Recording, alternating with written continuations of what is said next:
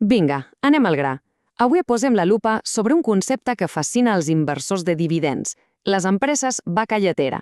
Anem a veure què són exactament i per què generen tant d'interès. Aquesta frase, la veritat, ho clava. Captura perfectament per què agraden tant aquestes companyies. Pensem-hi, enmig d'un mercat ple d'incertesa, són com un refugi, una font d'ingressos que et dona una mica d'estabilitat. Aquí tenim el full de ruta d'avui. Començarem per la definició bàsica. Després veurem que n'hi ha de dos tipus. Ull, perquè també parlarem dels perills que amaguen. Acabarem amb alguns exemples molt coneguts i, finalment, la idea clau amb la qual ens hem de quedar. Per entendre-ho bé, fem servir una metàfora. Imaginem que una cartera d'inversions és com una granja. Doncs bé, en aquesta granja, les vaques lleteres són, sens dubte, un dels animals més fiables i productius que podem tenir. Llavors, què vol dir això exactament? Doncs, bàsicament estem parlant d'empreses que ja són molt madures. Ja no estan en aquella fase de creixement explosiu.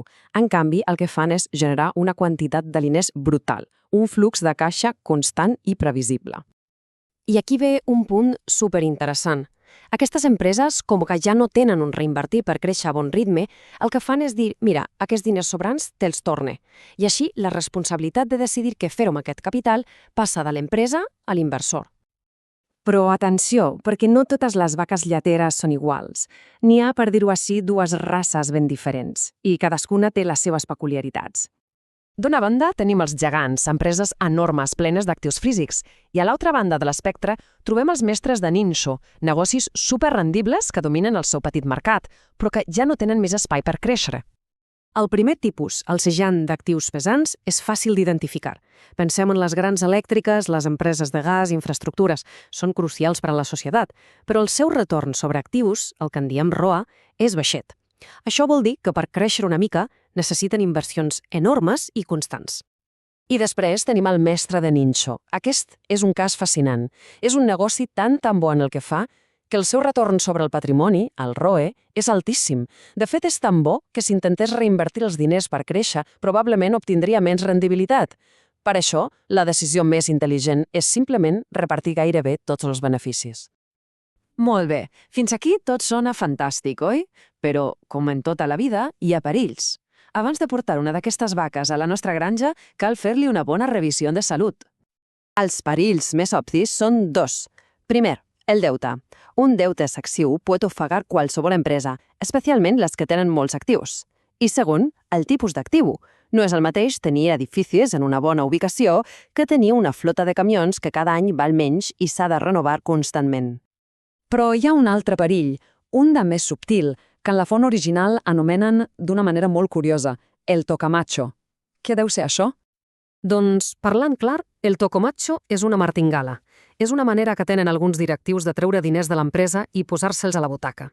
Venen un actiu a una empresa d'un amic o seva i després l'empresa el torna a comprar molt més car. Una autèntica estafa. Aquesta taula ho il·lustra a la perfecció. Fixem-nos en el cas dels REITs, empreses immobiliàries. Una empresa sana, com Realty Income, compra moltíssim més del que ven. Això és senyal de creixement.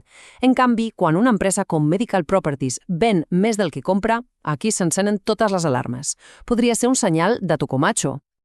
Bé, ja tenim la teoria. Ara, per fer-ho tot una mica més tangible, fem un petit recorregut per la granja i vegem alguns exemples.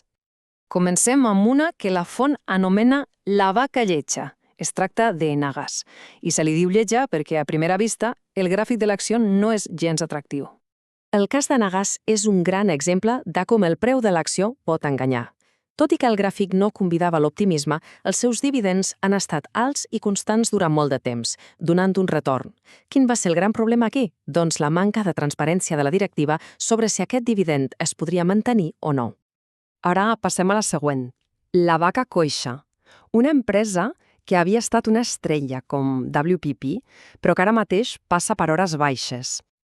WPP és el típic exemple d'un gegant a qui la tecnologia li està posant les coses molt difícils. El seu model de negoci tradicional, el seu fossat defensiu, està amenaçat per la intel·ligència artificial. Això la converteix en una aposta de valor, sí, però d'alt risc. O se'n surt i reinventa o pot continuar patint. I acabem el recorregut amb una que, la veritat, fa una mica de pena. La pura sang en desgràcia. Parlem de Kraft Heinz, una companyia amb marques espectaculars que va cometre un error garrafal.